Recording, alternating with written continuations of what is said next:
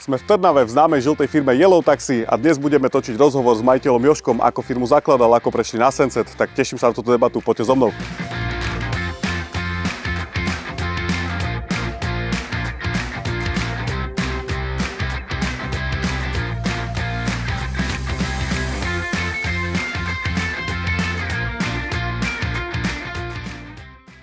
Tak presunuli sme sa priamo do ofisu Yellow Taxi v Trnave. Čau Jožko, vítam ťa pri tejto debate.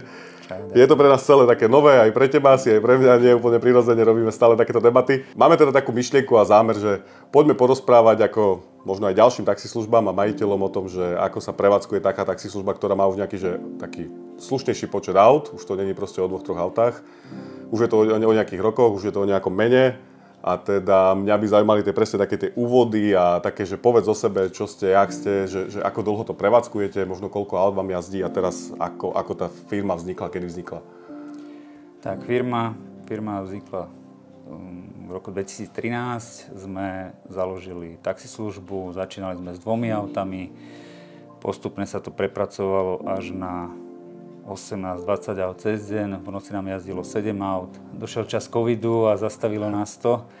A teda momentálne sme na 7-8 autách cez deň, niekedy 9-10 a v noci nám jazdia 2-3 auta. Momentálne máme v súčasnosti nejakých 15-18 vodičov a v minulosti sme ich mali 50-60. Hodne veľa. Akože vnímam aj tak, keď sme presne rozprávali s nejakými firmami ešte spred rokov, keď sme tu boli v Trnave, prvýkrát sme sa stretli, že fakt Yellow bol taký veľmi tu výrazný známy, aj skrz tú farbu aut, že ste si vtedy zásadne držali tú žltú hneď od začiatku.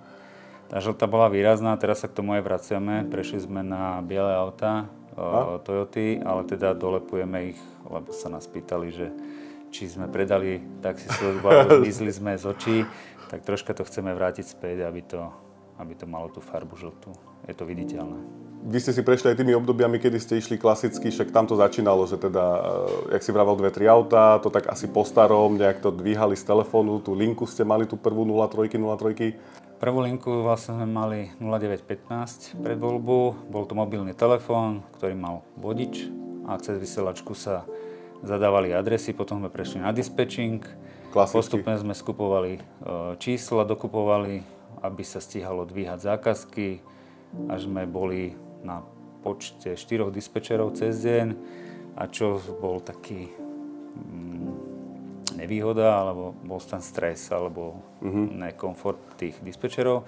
Až keď sme prešli na tento systém, tak sa to zjednodušilo.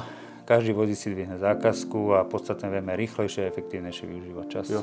Čiže tam vlastne ste mali vyslovene obdobie, ja si to ešte pamätám, však vlastne to sme hneď vedľa tej kancelárie, bolo, že vyslovene office, veľký stôl, 4 monitory a proste tam 4 buchali do toho celý deň. Ste mali vlastne vtedy, vy už ste boli digitalizovaní trošku, ty si vravel, že už ste mali nejaký systém zahraničný, kde ste teda nahadzovali zákazky. Vtedy už sme boli digitalizovaní, bolo to centrálny systém taký, do ktorého dispečer zadával adresu a chodilo to vodičom. Ale tento systém je podstatne rýchlejší. Vtedy sme dokázali vybaviť len 4 zákazky naraz, prijať hovory, lebo boli 4 dispečeri. Áno. A teraz, keď máme 8 vodičov, tak dokážu 8 hovorov. Toto ma inak zaujíma, že vtedy 4 dispečeri, ale to boli 4 na smene, naraz. Áno. A teraz, koľkých ste ich museli zamestnávať, keď ste riešili? Že idete 24/7 dosť dlho, nie? Akože mali ste nočné vždy. To sme mali vždy. Myslím, že aj 15 dispečerov bolo. To boli na smeny, proste striedačky. Na smeny jednoducho striedačky tam bolo. Hodne ľudí, čo to museli obstriedať, plus vodiči k tomu. Áno. OK. A tam bola nejaká taká úvaha, že teda, to už boli nejaké výzvy, hej, ktoré ste čelili vtedy a možno, že aj dnes niektoré ešte sa prenášajú. Vie si nejaké spomenúť také výzvy, už si jedno asi aj spomenul, tá výzva bola vtedy teda, že 4 dokázali dvihnúť 4. To bola možno jedna z výziev. Vy ste rástli, to bolo také pred covidom. Kde nastal taký zlom, že čo myslíš, že čo také bolo tam, aká výzva a čo ste tam pred covidom riešili?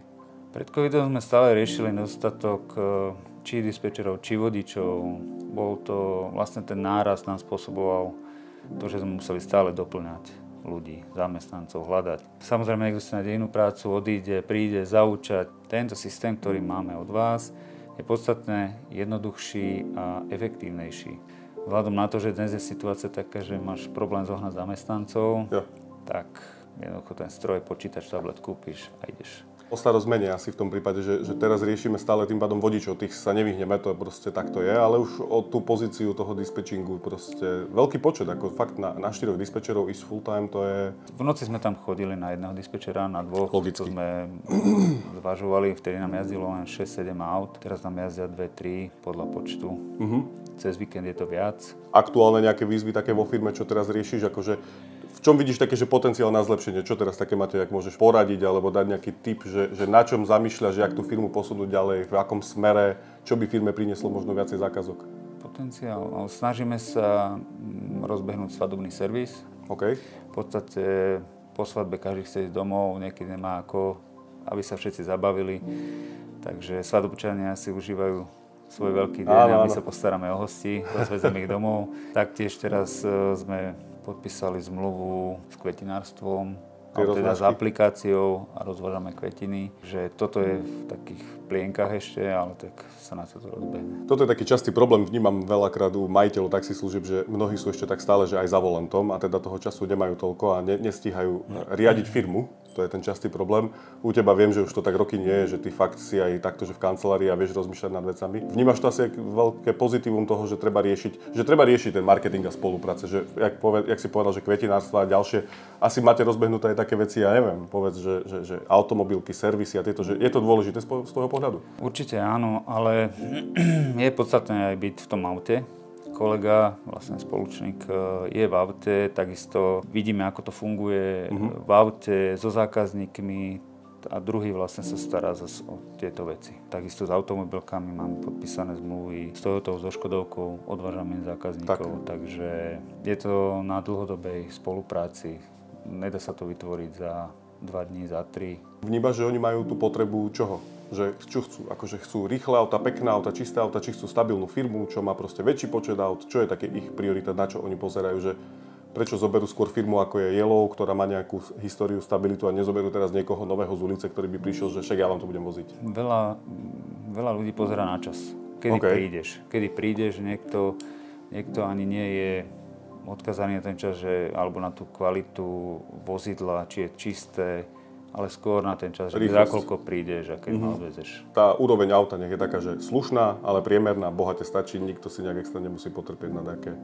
Áno, a my sme sa vždy snažili mať čisté auta, nové auta, servisované, pravidelné. A hlavne v začiatku sme povedali, že vybavíme každú jednu jazdu. Snažili sme sa vybaviť, či to bola dlhá trasa, krátka trasa, jednoducho všetky radom. Nahnal si mi na tú myšlienku, že čo teba, alebo to akože firmu viedlo k tomu, že prejsť na nejaký iný typ dispečingu. Však sme sa stretli už vlastne roky dozadu, do Sunset Bee, ja nepamätám, 3-4 roky už tuším, že proste používate. Čo bola tá myšlienka, že už si to tak naznačil, že asi aj tá neefektivita dispečingu? My sme vtedy sa dostávali k tomu, že sme nevedeli zohnať ľudí. V podstate tak, ako kolega je v aute, ja som býval na dispečingu, jednoducho zamestnanec neprišiel, museli sme hľadať budú alternatívu a keď nie, tak niekto tu musel byť. A takto teraz, keď to je automatizované, tak v podstate máme vodičov, ktorí si dvíhajú zákazky, pevné objednávky na odvozy na letiska. To robíme formou jedného telefónneho čísla, tam si zákazník zavolá a dá si aj týždeň dopredu objednávku. Na to máme dispečera, ktorý tu od pondelka do piatku, od 7 do 4 a robí tieto pevné objednávky. Eviduje sa to a komunikuje so zákazníkmi, s vodičmi, posiela im údaje a prílety na vodičov. Čiže toto ste tak odseparovali vedľa, že nepoužívaš tú funkciu, jak je v Sensete, že vlastne vieš to dať, aby vodiči zadávali tie časovky, ale naučili ste časť zákazníkov na to, že tu je separátne číslo na to a tam je niekto, kto to rieši cez deň. Presne tak. V podstate ten vodič niekedy je zaneprázdnený, nemá čas, zadá zlé adresu, stane sa to takto v kľude, dispečer to zadá, uloží a aj dozerá na vybavovanie tých objednávok. Je tu vo firme teda jeden človek, ktorý proste má na starosti tieto časovky, také tie plánované objednávky, hej? Ostatné veci nie, zvyšok tých stoviek zákazok denne to sú automat, ale tie časovky je niekto separé na to. Časovky je na to dispečer, hej. OK. Keď to tak zhodnotíš úplne, že najbežnejšia vec, že teda v čom tak najčastejšie dennodenná práca vám pomáha Senset a v čom to rieši, akože čo tak vnímaš najväčšiu pridanú hodnotu? Najväčšia pridaná hodnota určite je v tom, že nepotrebujeme mať na dispečingu ľudí. Jednoducho je to podstatne rýchlejší systém, ako keď sme mali 4 dispečerov, ktorí dokázali prijať len 4 hovory súčasne. Takto, keď máme vonku 8 aut, môže bežať 8 hovorov. 8 objednávok sa môže už vybavovať. Keď dispečer prijal objednávku a zvonili mu ďalšie čísla, boli napríklad len 2, tak oni museli príjmať objednávky, ale vodič stál. Kým zadal tie objednávky, tak prešlo 5-10 minút. A to už mohli byť tí vodieri vodiči už mohli byť na tých adresách. Akou formou teda teraz vy tak nejak, keď ti príde nový vodič, keďže už tam nemáš toho dispečera, ako ich na to pripravuješ? Že prejdú si u teba nejakým školením, alebo tak ich hádžeš do vody, alebo častočne aj to, že?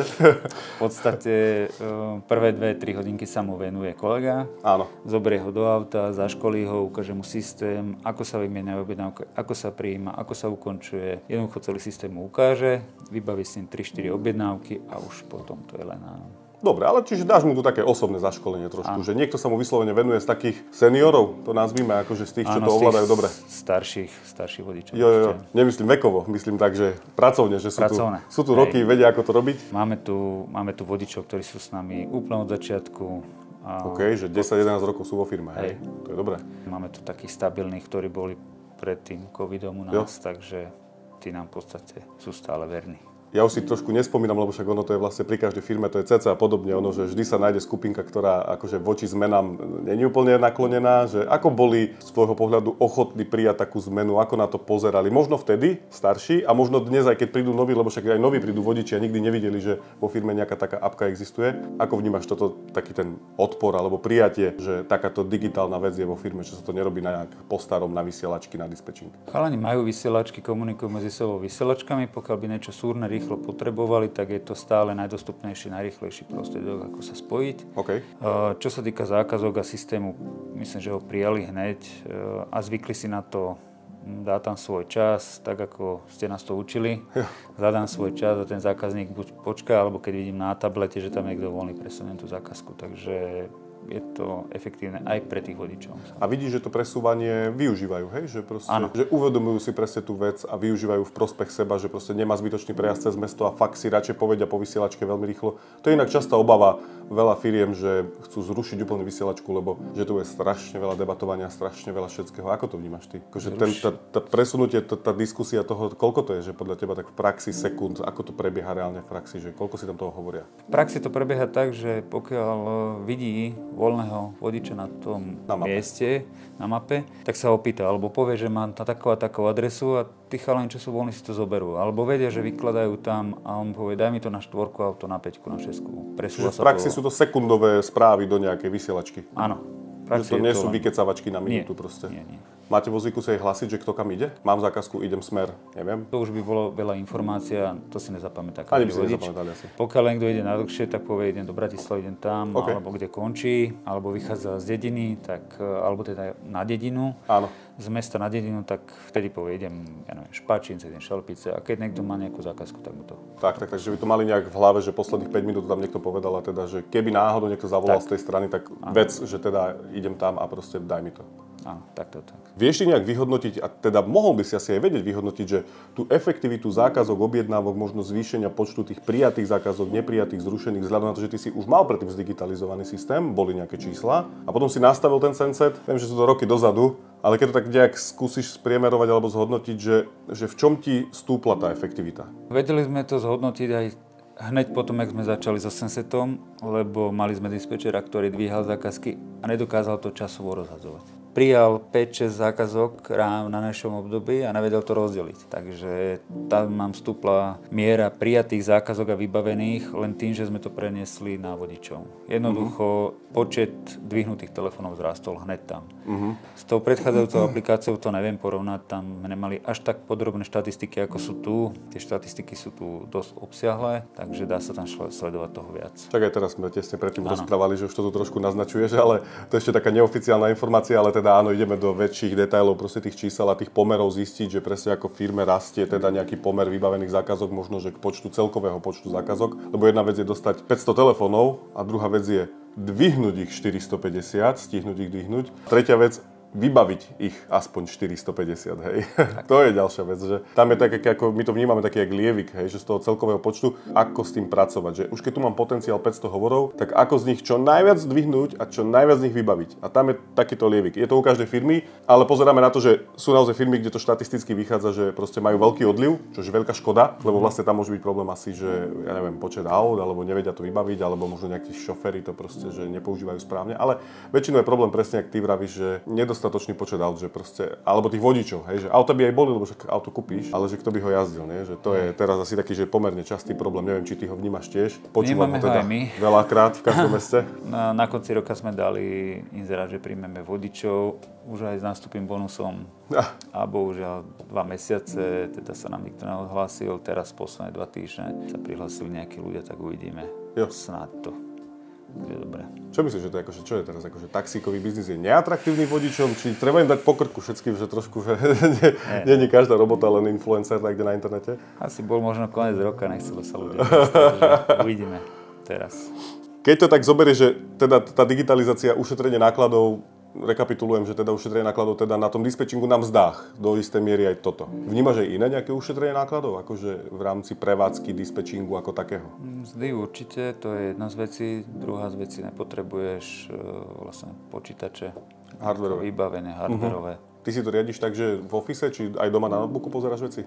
Aj doma na notebooku a vlastne výhoda je, že aj v telefóne si môžeš pozerať. Ak je problém, stáva sa, že sa nevypne, neukončí zákazku zrovna 2 dní dozadu večer. Okay. Šofér písal, neviem sa prihlásiť, neukončená jazda. Šofér predtým, tak som tu poukončoval, prihlásil sa. Môžem byť hoci kde a vidím, čo sa deje. Čiže ty napríklad, že často používaš práve aj mobilné zobrazenie toho systému, hej? Ano. Napriek tomu, že on je vlastne primárne na počítač určený, ale akože vie byť aj na mobile, že dosť často cez mobil pozeráš, hej? Áno, vlastne z toho viem usúdiť, či je málo aut, veľa aut. Pokiaľ je tam to červené pole nevybavené, neprijaté zákazky, tak je asi problém, že je nedostatok aut. Pomáhajú ti tie štatistiky? Akože tak pozeráš na to, že sledujem tiež je tam tá taká krivka asi skoro v každej firme, že proste tie piatky to stupne, potom ktoré dni sú slabšie a tak? Áno, aj podľa toho sa snažíme dať autá. Samozrejme, piatok, sobota, večer treba dať viac aut, cez týždeň menej a už tam potom vieš odsledovať, či treba pridať auto, ubrať. Ale hodne to závisí aj od počasia, aký je deň, či je nejaká akcia. Pamätáš ešte nejakú takú pikošku úplne, že halus, kedy ste spustili Sense, však to sú tie 3-4 roky dozadu, pomedzi to a také, že fest problémy, že ja neviem, už sme tu na ten odpor šoférov, alebo ja neviem, nejaké proste, že problémy všeobecne. No za tú celú dobu neviem, či nám to raz vypadlo, na pár chvíľ, na pol hodinku možno. OK, tak keď to vypadlo, keď to aj vypadlo za tie 4 roky, ja neviem, možno, že 15 minút, 10, tak čo ste spravili? Akože to zvonilo potom na to servisné, to si bol ty? Zvonilo to na servisné, potom sme to presmerovali, vybavovali sme zákazky vlastne pomocou mobilných telefónov, vysielačiek. Ale hovorím, pokiaľ to nabehlo, sa to vrátilo do tých pôvodných kolají. Že trochu akože bol to stres, hej, že proste všetkých podvíhať a nejak to podeliť. A najväčší problém je, keď sa vodič prihlási na zlý tablet, zlý auto, vybere, skríži sa to a... Áno, že prihlási iné auto s iným telefónnym číslom a zrazu to zvoní niekam inam. Áno, presne tak. Hej. My to vlastne prizvukovali každému, musí sa prihlásiť na ten tablet, ktorý tam je, takže... Tak. Máme to a akože asi je to len o tom, že veľakrát je to ľudský faktor, tá chyba, že proste klikne iné auto, než reálne sedí v inom telefónnom čísle, než sedí. 99% tak je.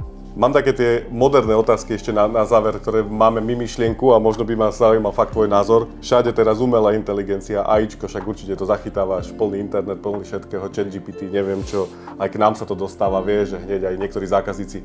A teraz presne tá myšlienka, ja ti aj naznačím nejakú, že čo keby proste dvíhal robotický hlas a tento proste, že teda odbremeníme aj vodičov od toho, že proste oni to nebudú dvíhať a dvihol by to hlas nejaký AIčkový. A ten sa opýta, dobrý deň, odkiaľ kam a to vyrieši. Čo myslíš, jak by na to reagovali? Jednak vodiči, jednak zákazníci? No to neviem, ak by to vyriešil a všetko zadal, tak bolo by to fajn. Mali by sme úplne 100% prehľad o zákazkách, lebo z toho nič neunikne. Ale zase mali sme tu odbočím zase od toho dispečerku, z ktorou chcel zákazník len volať. Tá sa nevedela zbaviť. Takže... Že vykecavačky, hej? Vykecavačky, hej. Myslím si, že tento systém, pokiaľ by to bolo, tak je to 100% potom. Šoférovi dojde zákazka. S konkrétnymi adresami. S konkrétnymi adresami a ide tam.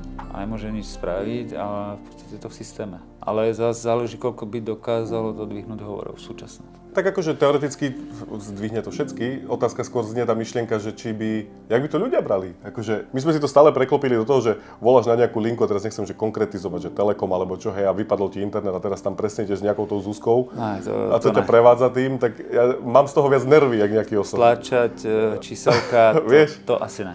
Sa ti nestalo, že proste je to rozumieť, není to rozumieť, proste skomoliť tú adresu, sú tam nejaké také proste slangy, ktoré jednoducho vôbec dalo by nám toto AIčko, si myslíš? Neviem, či by to dalo piatok a sobotu večer. Vajíčko, keď trošku podparol sem tam niekde z podnikov? Tak, tí chlapci, keď zoberie zákazníka a opýta sa, kam ideme domov. Šuci zaspí. Ale skôr si myslím, že tí zákazníci nechcú stláčať číselka, tak jak je to v poisťovniach a určite. Týchto. Aj ten hovor nám stále príde, že proste je príjemné a také ľudské, že proste sa spojí teda s vodičom, ale je to človek na druhej strane, ktorý mu povie nejak veci proste tak, jak si to myslí. Na tých vodičoch to je závislé, ako sa správa, ako vybavuje tú zákazku.